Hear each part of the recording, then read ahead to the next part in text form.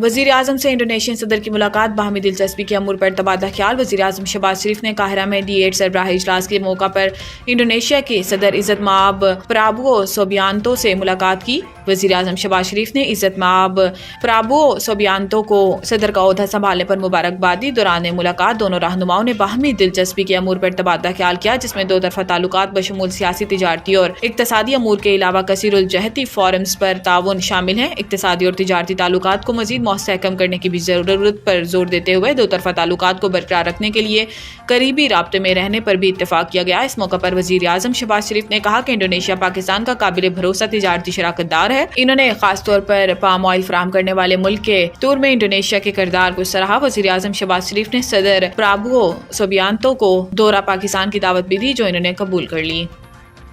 ملکی معیشت پر کاروباری طبقے کا اعتماد بڑھ رہا ہے۔ رواں مالی سال کے آخر تک ترسیلات زر $35 ارب سے تجاوز کر گئیں۔ اقتصادی رابطہ کمیٹی کے اجلاس سے خطاب کرتے ہوئے وزیر خزانہ محمد اورنگزیب کا کہنا تھا کہ جلد ہی ہم زر مبادلہ ذخائر 3 ماہ کی برآمدات کے مساوی لے جائیں گے۔ میکرو اکنامکس استحکام کا اثر جلد حقیقی معیشت میں بھی نظر آئے گا۔ انہوں نے کہا کہ کرنٹ اکاؤنٹ سرپلس 10 سال کی بلند ترین سطح اور مہنگائی 6 سال کی کم ترین سطح پر ہے۔ اپنے خطاب میں وفاقی وزیر خزانہ کا کہنا تھا کہ کھانے پینے کی اشیاء کی قیمتوں میں اضافے کو سنجیدگی سے لے رہے ہیں۔ عالمی منڈی میں مرغی اور دالوں کی قیمتوں میں کمی اور ایندھن سستا ہونے کے باوجود ملک میں دالیں مہنگی ہو رہی ہیں۔ اس مہنگائی کا ذمہ دار مڈل مین ہے۔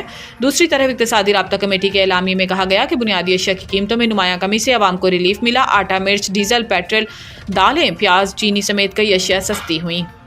پاکستان نے بیلسٹک میزائل پروگرام سے متعلق امریکی پابندیوں کو معتصبانہ قرار دے دیا۔ پاکستان نے امریکہ کی جانب سے بیلسٹک میزائل پروگرام میں مدد دینے کے الزام میں 4 اداروں پر پابندی کے اقدام کو معتصبانہ قرار دے دیا۔ امریکہ کی جانب سے پاکستان کے بیلسٹک میزائل میں مبینہ تعاون کرنے پر 4 کمپنیوں پر پابندی کے معاملے پر رد عمل دیتے ہوئے دفتر خارجہ نے کہا کہ اداروں پر پابندی عائد کرنے کا امریکی فیصلہ معتصبانہ ہے۔ پاکستان کی اسٹریٹجک صلاحیتوں کا مقصد جنوبی ایشیا میں امن و استحکام کو برقرار رکھنا ہے۔ اس رد عمل میں دفتر خارجہ کی ترجمان ممتاز بلوچ نے کہا کہ اداروں پر پابندی عائد کرنے کا معتصبانہ امریکی فیصلہ امتیازی طرز عمل علاقائی اور عالمی سلامتی کے لیے خطرہ ہے۔ انہوں نے کہا کہ پابندیوں کا تازہ امریکی اقدام امن اور سلامتی کے مقصد سے انحراف کرتا ہے۔ پابندیوں کا مقصد فوجی عدم توازن کو بڑھانا ہے۔